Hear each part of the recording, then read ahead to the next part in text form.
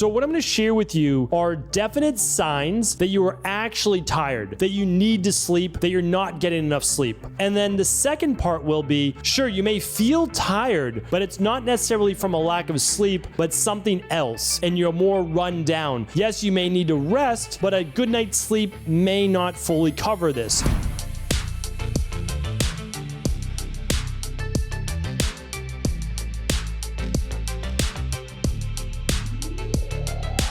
Hi everyone, welcome back to episode 2937 of the Cabral Concept. Today we're going to be taking you through what I believe will be a very educational and helpful topic that you can use in your own life, or if you're a practitioner, you can simply help people in your practice as well by using this quiz or questionnaire. This is actually extremely important to look at because if you take the worst examples, someone like myself that used to have Addisons disease, and I had, autoimmune issues, I had all sorts of issues. I was always tired, right? I didn't produce cortisol. I had Addisons disease. I had to take medication in order to give my body cortisol. And then I had to take another medication in order to be able to raise my blood pressure, right? Because we think, oh, high blood pressure is bad. Yes, but low blood pressure is really bad as well because you feel like you're going to pass out all the time too. You get lightheaded upon standing. Many people have POTS, etc. So here's what I want to share with you. There's all sorts of different reasons. I'm going to give you the rundown today, but this show, I always give credit where credit's due. In this natural health industry, everybody tries to pretend all of these topics are their own and that they didn't come from anyone else, or that they've never been taught in Ayurveda for the last 6,000 years, or traditional Chinese medicine in the last 3,000 to 3,500 years, or Native American-based medicine, Hawaiian, like you could go on and on. So let's build each other up in this industry. The thought process, again, I'm going to take you into my practice, my life, but this thought process was actually jogged by Dr. Jade Wu. I don't know Dr. Wu, but she wrote a book called Hello Sleep. I haven't read it yet, but these were she had a main thought from it. And I wanted to share some of that thought, and I wanted to expand on it based on my 25 plus years in practice. So I'm going to get right into it. Here is the signs that you're actually tired and you need to sleep. So this might seem a little bit more obvious, but these are the ones that mean that you need to sleep. And others that I'll be sharing with you don't necessarily mean that you need to sleep. There's another issue going on. All right. The first one is this: yawning.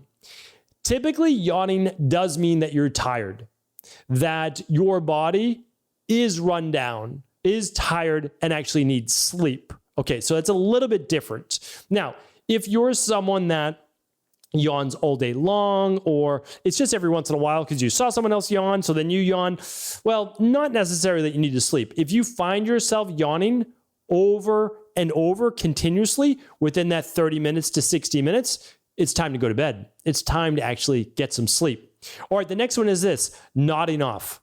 Yeah, that might seem legitimate, right? Like, oh, you're starting to literally close your eyes and nod off. Your body's ready for sleep. It needs some sleep.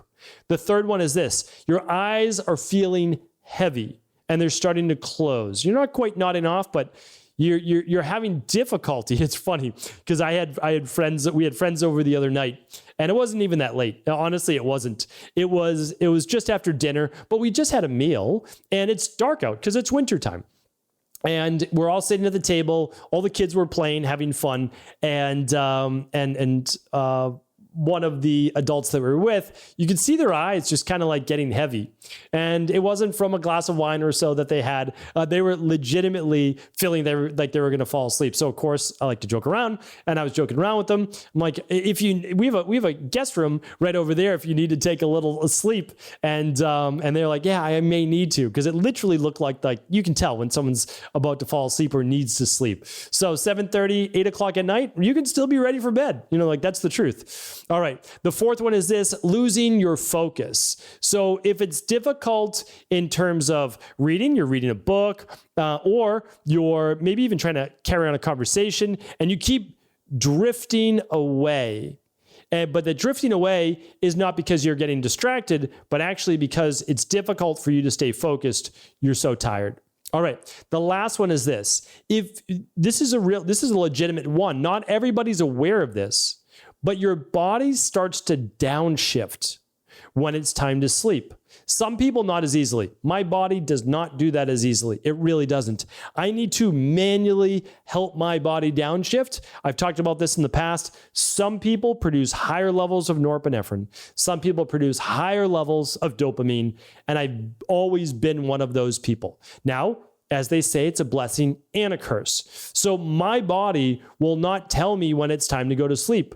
Even when I had Addison's disease, it would not tell me to go to sleep. And so I have to do things very specifically, put on blue blockers, turn down the lights, turn on the amber lights, put away the screens, read a real book, or watch something mindless on TV. I use my magnesium, my full spectrum magnesium. I will use Adrenal Soothe if I need it. I will use my liquid melatonin, and I will do this 60 to 90 minutes before bed and just start to downshift the body and manually get it to move to the parasympathetic, and not just the parasympathetic, because it's not like I'm ramped up. My heart rate's still just probably in the like mid to high 60s while still moving around. And then of course, when I'm sleeping, it's probably in the mid 50s, or that's where it is because I track my sleep. And so some of us need this, right? But many of us, our bodies naturally just be like, oh, that's it. 6 o'clock rolls around. I'm exhausted. Yeah, it is time then to go to bed within the next few hours. So that's when the body is showing you that it needs to sleep. Some of us, the signs are more obvious than others. Some of us, we need to manually shift into sleep-based mode. All right. But let's say that now you show other signs. You feel like you could sleep. You feel tired, but there may be different signs. Let's go over those now, and let me break them down for you. Some of them are from Dr. Wu, and many of them I've added in myself as well. Okay, when your body feels physically depleted. So think about it. The day after a workout, you can be tired. Your body can be sore, especially if it's a new workout. So maybe you're experiencing DOMS, delayed onset muscle soreness. Maybe you're just tired. You're inflamed. Okay, that can be physically a sign that your body, so you feel more tired. Doesn't mean you need to sleep, but you may need a massage, go for a walk, other treatments, right, to get that body to recover. We'll go over those in a minute. Okay, when your mental focus doesn't feel as sharp, or it's kind of like fuzzy, what it can mean is that you're overstrained, right? That's part of it, not overtrained, but overstrained, staring at a screen too long, been in the same position, seated too long, and you're just having more difficulty focusing. Most people recommend 5 minutes to 10 minutes every hour. Get away from your screen, you move around. That's like the upper limit. Usually, if you can, take every 20 to 30 minutes, look away from your screen for a few minutes, do something else, protect your eyes, protect your body's energy as well. All right, the third one is this. If you feel emotionally drained, because it can literally be from emotions, where you just feel completely exasperated, you feel overwhelmed, you just feel overwhelmed by life. That's not necessarily a reason to sleep, although many people will get into bed and sleep, but it's because you don't necessarily want to face the world at that point because it's just all too much. And I get it. I've been there. I understand that. The next one is when the body feels weak, not just depleted, but you actually feel weak. And that can be you've been fasting for too long. You're doing a longer detox. It might be expected. You've worked out too many days in a row and you just feel weak, like you've just done too much. Should you sleep? Well, we'll talk about that in a moment. But you're really just tired. Not necessarily more asleep, but you're tired. The next one is this. You feel like you're crashing. Kind of like you're dropping into low blood sugar. Could be one of the reasons you're crashing, right? Don't need sleep. You actually need to bring up your glucose a little bit. Or you are crashing because your caffeine is wearing off. One of those. So there are other reasons why your body may be tired and crashing and not just need to sleep. All right, 2 more to go. Low mood. Low mood doesn't necessarily mean you need more sleep. Now, sometimes it can. If I don't get a lot of sleep, yeah, I'm not in the best mood. That's a true story. But if you are getting normal sleep at night, 7 to 9 hours a night, right? A low mood is typically not from that. We need to look at other reasons why you may be in a low mood. And the last one is low ambition or low drive. Low drive means not really looking to do a whole lot more in life. Not a whole lot of ambition to even think about doing a whole lot more. So these are all reasons that we are tired. There's no doubt about that. But sleep is not necessarily the answer. Sleep is the answer when your body's yawning, nodding off, eyes are feeling heavy and drooping, you're losing focus and your body's moving into that downshifting. Time to get into bed. It's okay to call it an early night. Nothing wrong with that at all. All right. Because not just physical, it's mental exhaustion that can make you need to get more of that sleep as well. Those are the signs. Now, other ones are signs that you're run down. We don't want to overlook those. I'm not saying that you should just go out there and set a PR, in a workout and just give your absolute all. I'm not saying that at all. But what we want to do is look at, can we give our body a little bit of a boost without sleep? Yeah, let's still get to bed maybe a little bit earlier that night. If you're used to getting 7.5 hours, let's go for a solid 8. No doubt about that. But let's try this instead. When you're feeling any of the signs that I just gave you, let's drink some water. I know this sounds ridiculous, but you can be dehydrated.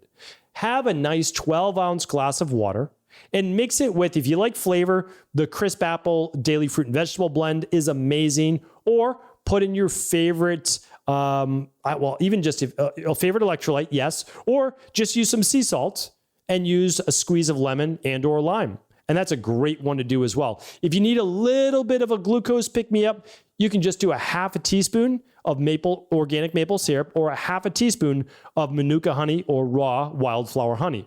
It's 3 grams of sugar. That's not going to do anything wild to your blood sugar. It's not going to do anything wild to your, your body's ability to tap into body fat. It's literally going to be absorbed through your stomach before it even hits the intestines, really. So I wouldn't worry too much about a half a teaspoon of that. So you may give that a shot, all right? Try that. Wait 20 minutes. Do you feel a pick-me-up? Many people do. I've used this with my clients over and over throughout the year, and then what they do is like, I never knew that. So they'll set an alarm on their phone. Drink, consume water at this, and this time, and they feel so much better. Or they'll get a 1.5 liter bottle like this on my desk, and they'll make sure that they consume that over the course of a day, plus their smoothie in the morning, and then they know they're well hydrated. Then they'll have a little water before dinner and then maybe an hour post dinner, and they're good to go. Like that's their hydration for the day. That's fantastic. You drink about 2.5 liters of water a day. For most people, that's a good amount as long as you're getting in your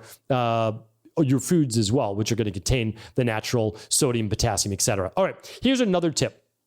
Get outside. Like literally get out of the stuffy air in your house that might have higher levels of carbon dioxide, and get outside, breathe some fresh air. When you're in the city, like if I'm in Boston walking around, it's semi-fresh air. It's not really fresh air, but you get some sunlight, hopefully. You get outside, there might be people, there might be trees. You're going to take in some of that energy. Plus, if you can, add a walk to it. 20-minute walk. This is what I always did for like literally every single day inside of my practice. At lunchtime, I would walk 20 minutes to Whole Foods or Life Alive or Sweet Greens or any of these other places, and I would get my lunch. I would eat it outside if it was some semblance of nice weather. If not, I would eat inside, and then I would still walk back to my office.